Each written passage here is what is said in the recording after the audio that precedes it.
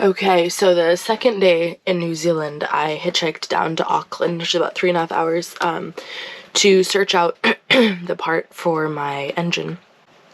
Ended up staying with friends for a couple days, having a really great time, getting a cold. But now I'm partially alive and about to install this manifold. Here's the part, the replacement, and then I also had to get the flange for it. And then there's a gasket, which she labeled gasket. So I just feel like lying in bed all day, but I'm gonna go work on my engine instead.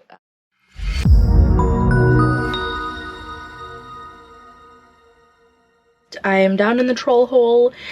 I have my piece. Should theoretically be a very straightforward assembly, so I'm just gonna stick it on. I have some grease that I'm putting on the bolts for when I attach them down onto the engine, and everything is sort of set up and good to go.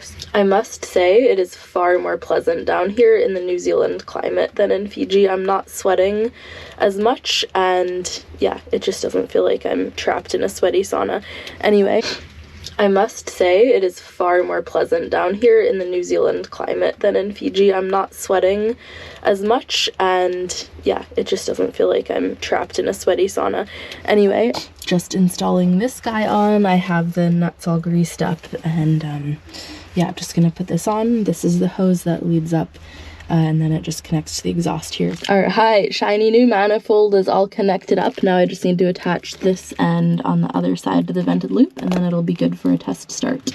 Today marks a monumentous occasion. In the process of trying to reinstall it, I accidentally sheared off one of the studs. It's kind of a tricky place to get into, and I talked to my brother and he recommended to me that instead of fucking it up myself, I pay someone half an hour to do it professionally. Luckily I did, because the mechanic came down. This is the first time I have ever paid someone to work on my engine, and he told me within about 5 minutes of looking at it that the engine is actually seized. Not really sure why.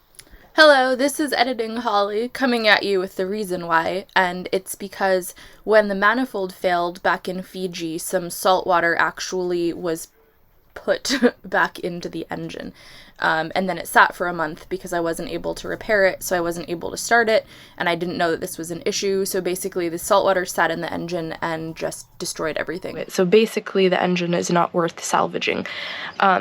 In the same breath, in the same course of about 20 minutes of finding out that I need a new engine, that mine isn't going to work anymore, I found one for about 900 US. It's the exact same engine that I have now, so it'll be a one-to-one swap out. So right now what I'm working on is removing everything from this engine to get it so that it can be taken out and the new one can be put in. The mechanics here are so incredibly friendly. I'm doing as much of the work as I can myself. Like, I can disconnect the whole engine myself, and then I'll bring my boat alongside the wharf and they'll use their crane to pull the engine out and then put the new one in, and then I can reattach everything myself. And I'll also harvest all the spares that I possibly can for my engine. There's a couple new parts on it that I want to keep. The raw water cooling pump that I replaced in Polynesia, the new manifold that I bought in New Zealand, and the alternator that my brother put on for me in the States. This engine has taken me from Maine halfway down the East Coast, through the whole Caribbean. It's motored me proudly through the Panama Canal, even though I had to hand start it because the starter motor died the night before my canal crossing. It's gotten me all the way across the Pacific, all the way to New Zealand. It became quite rusty because of the stern gland leak that I had for 2 years when there was just constantly salt water under the engine. So having a new one put in is ultimately, I think, even in the next year, gonna save me money in new parts that I don't have to buy. It's not rusty, it's in really good condition, and it should get me through the rest of my circumnavigation. Day 2 of working on my engine. I have almost everything off that needs to come off. The last thing is to disconnect the fuel lines and get the last bolt off the foot. They're not called feet, they are called mounts, I think. The flywheel is off, and the alternator is off, the starter motor's off, and my little engine just looks so naked without any of this stuff. It's like this sad little husky old lady who I am giving a Viking funeral to, I wish. Probably just gonna cart it off to the scrap metal shop. There's a lot of wiring stuff to disconnect. We all know that I'm amateur at best, so I've labeled everything with masking tape and Sharpie, and then also taken photos with my phone, and also drawn little diagrams of everything in this notebook with the labels. The same labels that I put on the tape are in here. And this is so that when I go to install the new one, it should be as pain-free as possible. Alright, end of the day, I have disconnected everything from the engine, and now I'm just sort of putting everything away for the end of the day. Everything is disconnected and ready to go, so this engine could potentially be pulled out at any time. The reason I took off the flywheel is to have easier access to the little feet, and also to be able to get underneath it and way easier access to a lot of stuff. Okay, engine is all disconnected. I have a new hairstyle. What do you think? Very 1980s. And it's doing a face plant on the floor right now, but I just took off the gearbox to make it lighter so that I can get some guys to come help me lift it off the boat, put it in their workshop, and then I can harvest the rest of the parts off of it. I'm gonna take the injector, the solenoid, the fuel lift pump, etc., but that's just easier to do when it's out of my boat and in their workshop, and they can help me with some of their extracty tools and stuff. End of the day, my engine is out of the engine compartment and in the cockpit. I've taken off the gearbox. I did get the yard guys to help me get the engine out because it's really heavy. And I've just cleaned and degreased the entire area under the engine compartment so it looks brand new. It looks amazing. Wowzies. Okay, I just spent the past 2 hours in the workshop with my new engine, so I put my alternator on. Since I just rebuilt my impeller pump, I put that on. I ordered new feet because my old ones were super rusty and the rubber was basically non-existent. So the next thing I'm gonna do is install these. And then for some reason I also started another project, which was taking out my stove and cleaning behind it and then prepping it to be painted. So I might do that too, but it depends how much time I have and how I'm feeling once I'm done with the feet, how easy that is. Yeah, wow, big day. These feet are the things that the engine stands on, and the rubbers kind of absorb the shock from it and help it not shake the entire boat to pieces. They are kind of obnoxiously difficult to get onto the mounts because the mounts are almost impossible to get your hand under. So this is the situation to get these things in. These go into here, and then I have to get my hand in here and under, and then the bolts go through. This side there's a little bit more room. This side there's almost no room, so I dropped 3 bolts. I went out to buy more bolts. I can't get under there. I could try to take out the insulation. Maybe that's my next course of action, just to get myself more space. I don't know. I don't know what I'm doing. Do I ever know what I'm doing? No. Do I do it anyway? Yes. Do I have dirt on my face that makes it look like I have a weird face lump? Also yes. But this is kind of how it works. I'm gonna show you the one that I know I can succeed at and then turn the camera off so I can yell in frustration and curse. Now, first the hand goes in. Then I pass the hand the bolt. Let's see, this is why I've dropped so many. Oh my god. This is so high stakes. Wait, let me get into a better position. Why did I think I could also paint behind my stove today? I don't understand my brain sometimes. I just get excited about things. Okay. Oh, no. Wrong. Bad. Gosh. Oh my gosh. Oh my gosh. Bolt is up. Then we put this on. Then we hastily nut it. Haha. Okay, so here's the method. Whoa. Make this little hat. Then it just makes it so much easier to hold. But this is sort of the ticket, or maybe it's just a one-off, I don't know. Next project is painting. I'm gonna paint the space behind my stove. I have this really pretty yellow color that is in the V-berth as well. And the white just shows, I don't know, it's getting really stained. I have so much dirt on my face. Because I'm a dum-dum and I use paint stirrers for a lot of things that aren't paint stirring, the time has come to need one, and all I had was a piece. So I've taken a sacrificial screwdriver and lashed the last bit of paint stir that I have onto the end of it. It's gonna be messy, but it will stir the paint. And this paint has been sitting for so long, I don't even know if I can use it because it's completely separated. I don't know if it's good anymore. This works like a charm. I'm just trying to get the leftover paint off of it. The paint looks great, so next I'm gonna sand this and tape it, and then it'll be ready to go. I ended up finishing the painting task at around 7 o'clock at night, but I was all set for the crane the next day to lower the new engine onto the engine mounts in my boat.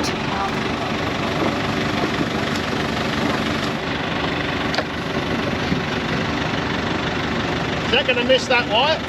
Yeah. Just in case. Yeah, probably would. Wind's picking up a bit. I'm actually going to be on the wrong side. We'll manage. What's that? Unfortunately, my GoPro ran out of battery as we were lowering the engine into the boat, so I didn't get any of that footage, but it went pretty smoothly. I took off the Dodger, opened up the hatch as wide as I could, and the marina had side-tied a little Zodiac to me, so we were able to use that to zoom my boat onto the pier. Luckily, there wasn't a lot of wind. We also waited for slack tide because there's a lot of current. So the whole operation took probably about an hour, and the end result was that I had the engine on the mounts in my boat. All right, I have a new engine in all of its glory. I have 3 of the 4 studs in the little feet, which is awesome. I just need to get the back one in, and then I have to hook everything up. Things I have to do on this side of the engine, so the alternator is off, but I need to shim it out a little bit because right now the belt is rubbing on the flywheel. It only needs to come out about this far. And then this impeller pump is not gonna work because of how close the connection is to the flywheel and the way my water pump comes from here. So I'm gonna have to put my impeller pump on, which I kind of wanted to do anyway. I managed to get the studs into 3 of the feet, so I just have to go into the back corner over there and get the last one in. And I still need to figure out a way to get the bolts onto these guys, but everything is loose now until I'm done, and then I'll tighten it all up. Okay, things that I've done so far. I've hooked up the manifold. I've put this little fuel filter line on, wired in the starter motor over here. This is all wired up. I put in the throttle cable. These grounds are wired up to here. This guy is on. It's just called back of engine. I don't know what it does. And so I just need to get the last stud into the foot here and wire up the alternator, put in the this is the raw water line. And the only problem I'm having is that this is the fuel line, and where it connected on my old engine, there's not a space for it on the new one. It must be somewhere else, but I haven't found it yet. This is the diagram I drew for the alternator. So we have black with purple, fatty red, green, and NA, and those correspond to fatty red, black with purple, green, and NA. So these will just go to the back of the alternator here. It's kind of tricky to get at, but I think it's easier to get it from the back than it is from the front. Well, I have everything installed in the engine. The last things that need to happen are that I need to finish securing the little feet down, align the engine, and there's still the tabby end on the throttle cable is stuck on. It's rusted on, so I have to try to get that off and replace it. This is editing Holly again. Can you tell that I was just figuring all this stuff out as I went along? Because when I look back at it, I'm like, wow, there's a lot that I didn't know anything about. So what I was talking about there was that there's 2 cables that go from the throttle to the engine. One is gears and one is RPMs. And they have these little fittings that kind of look like this with a pin, and it sits over the tab on the engine and attaches on. One of those was rusted onto the old engine, and I had to cut it off. So basically what I need to do is replace that end. What actually ended up needing to happen was that I had to replace both the cables entirely. All right, I just have one last bolt to get in. So this method has worked really well, just putting tape around the head so I can grip it better. But this area is so tight, I don't want to drop it. So I'm trying this new method where I've run some string through. I know it's going to have to be very near the top of the bolt. Otherwise, it's not going to pull through straight. But I'm going to see if I can kind of wind this around. All right. Oh my god, it worked. Okay, all these little guys are on, so now I just have to try to tighten them down. I'm gonna put a socket on the top end, and I'm gonna try to slip this spanner in the bottom. So in the vein of strings, I'm tying these little green strings to all the tools. And it's also actually helpful for positioning it. I've been putting the open end over the bolts because they also back against the side, so I can't get this fully around. But then my hand is kind of in here holding this end, and then I use the string to sort of pull the wrench forward and hold it in place. So it's not only helping me retrieve it every time, but also position it, which is very cool. The engineers recommended that I not secure the feet until the engine was in, but it's now making it very, very difficult to get them secured because there's a giant engine in the way. It's such a nasty day out here today. I hate closing myself into the troll hole because it just feels like I'm in a troll hole more than it is when it's open. So what I'm gonna do is open the lid and put this umbrella in the hole so I have a little ventilation and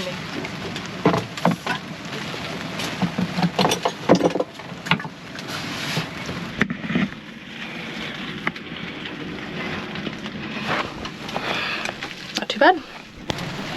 I finished securing all the bolts holding the engine onto the little feet and called it a day. The next day I had a friend coming by, Keith from Terere, who was going to help me align the engine and get it connected up to the prop shaft. You've done a really great job actually putting this in.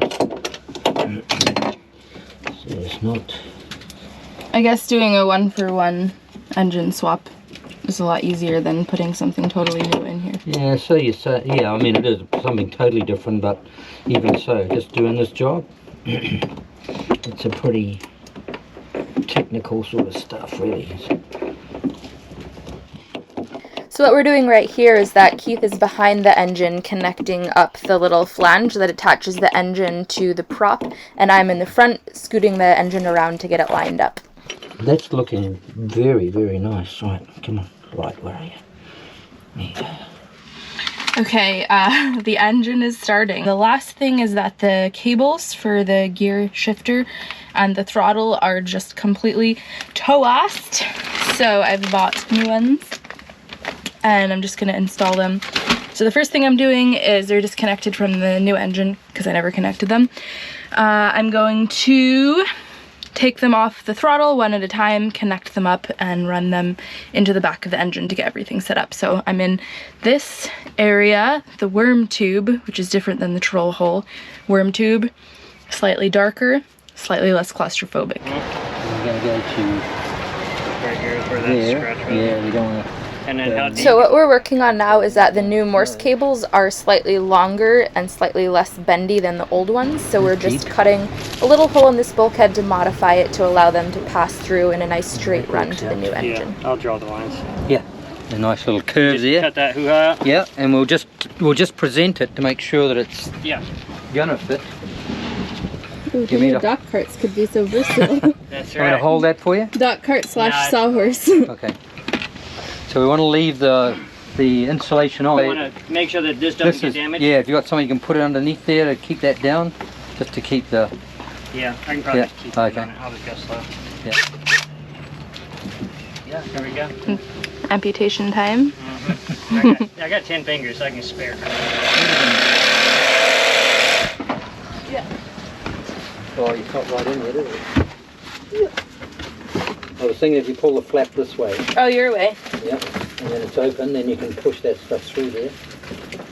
It might need to... Yeah, I don't think it's big enough. That's as far in as it'll go. Well, just push the cable up a bit. This Beautiful. flywheel is massive. Oh my! It's bigger than the engine. I know, it's crazy, isn't it? Yeah, do you want to be the throttle? Yep, I'll be the throttle man. We're gonna try to start the engine again, but since the Morse cables aren't connected up yet, Keith is using the throttle tab on the engine to give it some revs so Go that it'll ahead. start up nicer. Yep. Keep going.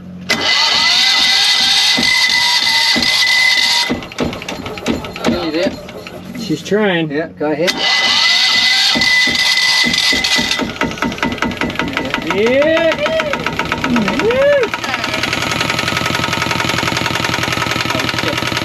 Turn it off, turn it off, turn it off. Oh, wow, wow, wow, wow. How did that happen? Just cutting a hole in the seawater pipe. Yeah, in your... Oh dear. I can smell the rubber. I was like, Oh my god. Oh no. How Also, did that happen? I don't know, but let's talk about the fact that you can just see where the starter engages on that flywheel. That thing looks like it's from a tractor from 1939. Yeah, that's it. So that needs an elbow there, a better elbow. We have to take that off and get a right angle elbow. Oh, like this thing. Same as that, yeah. I think you should do that whilst we're going up there. Roger Dodger. Yeah, they probably have that at that Carter, right? I bought this one at, whatever You want to pass me the screwdriver and then turn the water off, the main water supply in. Yeah, actually we probably should turn it on or off? Well, this is slightly above sea level as long as you keep it vertical. It's the pipe that'll be hanging down, so you better take it off. Turn it off at the moment. Under Lights here? Yeah, but I can... Any more?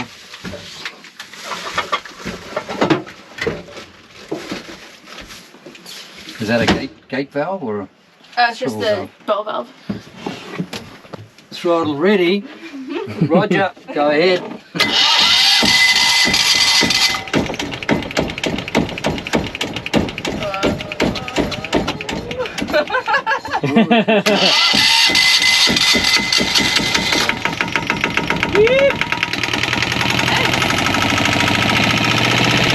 Yeah, that's not a great angle. Okay, so just take the thing out of there, but just imagine the angle is here because that's what we're going to do it.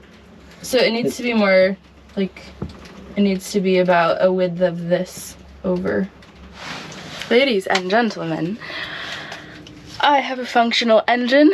I worked with Keith from 8 o'clock in the morning to 4:30 in the evening. We took a very brief pause for late breakfast.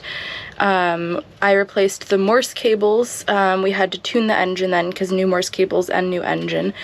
We aligned the engine, we replaced a bunch of bits and bobs. I had Sailor James, who has a really cool YouTube channel. He's another single-handed sailor on a small boat doing a lot of similar things to me. He came and helped me a little bit. I'm guessing we share a lot of our audience, but if you like what I'm doing, you'll probably like what he's doing too. The engine runs, the engine starts. There was a lot of time when it didn't start and it was scary and sad.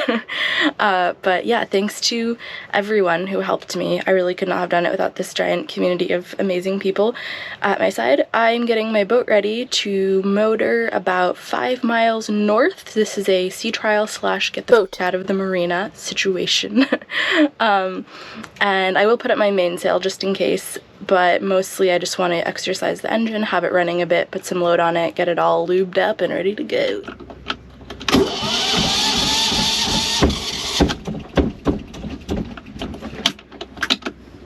What you just witnessed happening here in real time was the key breaking off in the ignition. It's been rusted in for years, but now it officially is stuck and broken in the ignition. So very ironic, new engine, just got it going, ready to leave. Can't turn it on. So what I did was I took a pair of little needle noses, grabbed onto the stubby just stump of the key and managed to get the engine started. Well, I guess I don't have a key anymore, but I do have these and about 0.5 millimeter of metal sticking out. So maybe it's time to buy another key. There wasn't anyone around when I wanted to leave the dock, and I figured I could do it myself. The one thing I hadn't exactly factored for was that with the new Morse cables, the throttle handled way differently. It was super touchy, so I ended up just slamming the boat out in reverse. My boat doesn't back well. It's always sort of a choose your own adventure of which way it's going to go because it has such a big skeg, so I did almost hit a piling or two, but didn't quite hit them, which is all that matters in the end. And I don't think anyone saw, which is the other thing that matters. I would like to say a giant thank you to everyone who donated money to my PayPal to help me buy this engine.